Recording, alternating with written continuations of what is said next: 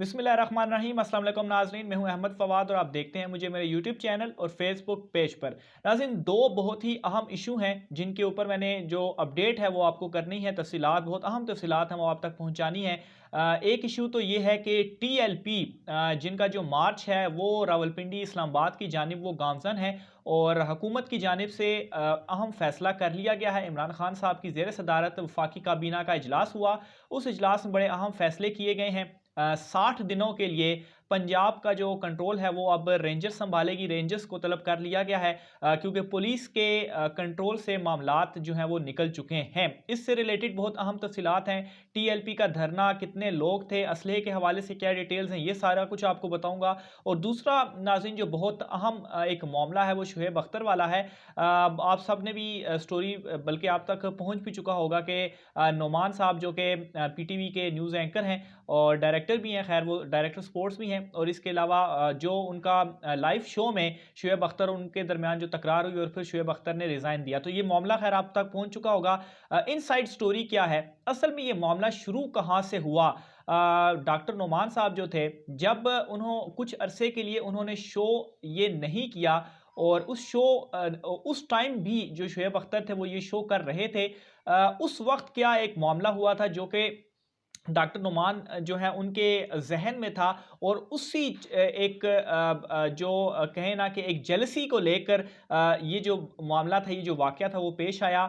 PTV के sources क्या कहते हैं इस हवाले से इनसाइड स्टोरी है वो आपके साथ शेयर करूंगा। सबसे पहले नाज़रीन मैं TLP का जो ये मार्च है इसकी तरफ मैं आता हूं। तो अभी तक की इतलात के मुताबिक नाज़रीन सबसे पहले आपको इनकी तादाद बता दूं तो तीन मुख्तलिफ नाज़रीन इस हवाले से इतलात सामने आई हैं। 8,000, 10,000 और 15,000 के करीब जो लोग हैं वो इस TLP मार्च के अंदर मौजूद हैं। लेकिन नाज़रीन जो ज़्यादा मुसद्दका इतलात जो ज़राए हमारे बता रहे हैं वो 8,000 के करीब हैं जो ये जो TLP में मार्च करने वाले लोग हैं। क्योंकि जब ये लाहौर से शुरू हुआ था उस वक्त तो इनकी तादाद कम थी, लेकिन जूँ जूँ ये आगे बढ़ते रहे और फिर मुज़ाकरात और वो सारी डिटेल्स भी खैर आपके सामने है, कैसे शेख रशीद के साथ इनके मुज़ाकरात हुए। फिर इन्होंने कहा कि मंगल तक हम करेंगे, उसके बाद वापस चले जाएंगे, लेकिन उसके बाद जो है वो आगे बढ़ना शुरू इनकी जानिब से किया गया। कंटेनर भी लगाए गए, गड्ढे भी खोल कर इन्हें जो है वो रोका गया, लेकिन उसके बावजूद इनकी तादाद में मुसलसल इजाफा होता गया।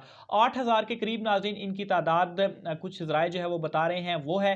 और इतलात के मुताबिक नाज़रीन इनके पास ये जो TLP के ये जो लोग हैं इनके पास असलहा भी मौजूद है और जो पुलिस के साथ इनकी झड़पें हुई हैं उसमें असलहा का भी इस्तेमाल किया गया है।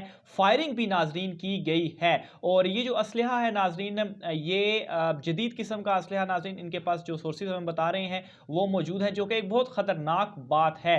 क्योंकि जो पुलिस के साथ इनकी झड़पें और फायरिंग हुई उसमें 4 पुलिस वाले जो थे, एहलकार जो थे वो शहीद हुए, जबकि 250 से ज़्यादा नाजरीन ये फिगर हमारे सामने आ रही है कि पुलिस एहलकार ज़ख्मी हुए हैं। तो ये बहुत एक ख़तरनाक बात है जो असलहा इनके पास मौजूद है और जो फायरिंग हुई है। इससे एक तो मामलात वैसे ही ख़राब हैं और चूंकि ये बिल्कुल भी नहीं मान रहे किसी चीज़ पर और अब आगे बढ़ रहे हैं, और दूसरी तरफ जो फैसला हुआ वो फैसला ये हुआ है कि हर सूरत इन्हें रोकना है और जो जेहलम का पुल है वो इन्हें क्रॉस नहीं करने देना, ये फैसला हुआ है। और किसी भी सूरत में इन्हें जेहलम के पुल से पहले पहले रोकना है और इसके लिए रेंजर्स को तलब किया गया है और 60 दिन के लिए कंट्रोल अब रेंजर्स के पास रहेगा।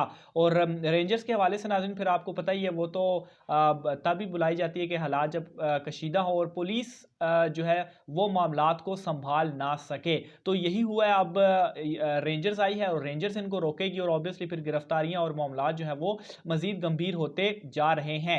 तकरीबन 70 से 80 कंटेनर्स नाजरीन इनको रोकने के लिए लगाए गए हैं। पुलिस नाकाम रही, इसके बावजूद भी रेंजर्स अब ये संभालेगी और हालात नाजरीन में इससे ज़्यादा जो है वो कहें कि मैं क्या अल्फाज इस्तेमाल करूँ, कशीदा हो चुके हैं। इससे ज़्यादा बड़ा वर्ड मेरे जहन में नहीं आ रहा। हालात इस वक्त कशीदा हैं और TLP के जो ये लोग हैं जो मार्च कर रहे हैं, हुकूमत ये सोच चुकी है, फैसला कर चुकी है, ऑर्डर्स दिए जा चुके हैं कि इन्हें रोकना है, रावलपिंडी इस्लामाबाद इन्हें नहीं आने देना।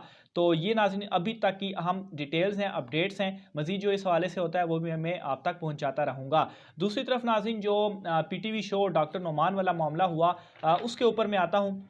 आपने वीडियो क्लिप जो वायरल हुआ आपने उसको देखा है किस तरह से इन्होंने पहले हारिस रऊफ़ के हवाले से कहा कि ये फाइंडिंग है लाहौर कलंदर की, फिर उसके ऊपर उन्होंने कहा कि आप ओवर स्मार्ट ना हो, और फिर ब्रेक पे गए और फिर उसके बाद वापस आए और फिर कोशिश की गई कि मामला संभल जाए। लेकिन उसके बाद शोएब अख्तर साहब की जानिब से, जो स्टार है हमारे लेजेंड है, उनकी जानिब से लाइव शो में कहा गया कि वो इस शो से और पीटीवी से रिज़ाइन देकर जा रहे हैं। मामला क्या हुआ था, तल्ख कलामी, और ऑब्वियसली कोई भी चीज़ होती है, कोई भी वाक़या होता है, उसका बैकग्राउंड लाजमी होता है, यूं ही वो चीज़ नहीं हो जाती। और इसकी जो तफसीलात जो कुछ पीटीवी के जो ज़राए हैं उनसे जो तफसीलात हासिल हुई हैं वो क्या कहते हैं, उससे ये वो ये बताते हैं कि नुमान साहब और शोएब अख्तर साहब के दरमियान ऑलरेडी जो एक कम्युनिकेशन थी वो कोई ठीक नहीं थी, और दूसरे दोनों एक दूसरे से बड़े खींचे खींचे रहते थे।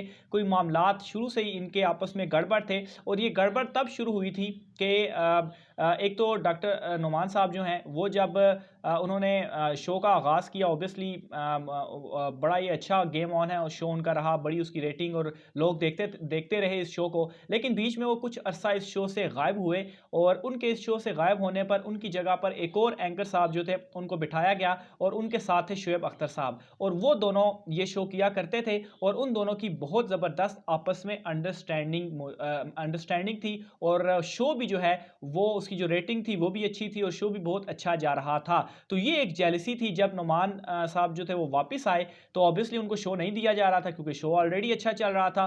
तो उन्होंने उस वक्त, ये सोर्सेज हमें बता रहे हैं, कि डिसाइड किया कि ऑब्वियसली अभी उन्होंने अपना शो तो वापस लेना है। तो उस पर नाज़रीन मामला इस तरह से हुआ कि एक केस बिल्डअप किया गया, वो जो एंकर साहब थे और शोएब अख्तर साहब उनके खिलाफ, कि जो PSL का जो एक सॉन्ग भी आया था वो ग्रूव वाला, जो कि आपने भी खैर उसको काफ़ी तनकीद का भी निशाना बनाया गया, और उस गाने के ऊपर एक इस शो में भी बात हुई, जिसको कहा गया कि जिसको बुनियाद बनाया गया कि ये जो बात थी ये कोई मुनासिब अल्फाज नहीं इस्तेमाल किए गए, ये गलत था, जिस पर जो केस बनाया गया और वो जो एंकर साहब थे उनको हटाया गया, और फिर उसके बाद नुमान साहब जो थे वो वापस अपने शो में आए, और उसके बाद जो एक अंडरस्टैंडिंग थी शोएब अख्तर और डॉक्टर नुमान, इन दोनों के दरमियान वो कोई अच्छी नहीं रही, और ऑब्वियसली एक दूसरे खींचे खींचे रहना, एक तंजिया, और ऑब्वियसली जब आपके एक दूसरे के साथ इस तरह से जेलसी और एक गुस्सा हो और आप कुछ कह ना पाएँ, तो मामलात अंदर ही अंदर जो है वो दबे रहते हैं। लेकिन एक ना एक दिन वो जो एक अंदर मामलात दबे हुए थे वो सामने आने थे। तो इस शो के दौरान यही चीज़ हुआ, और बुनियादी तौर पर ये वो चीज़ थी जो कि सामने आई, और जो कि सारी बुनियाद बनी, और फिर उसके बाद नुमान और शोएब अख्तर साहब के दरमियान ये जो तल्ख कलामी थी और ये जो वाक़या था ये हुआ।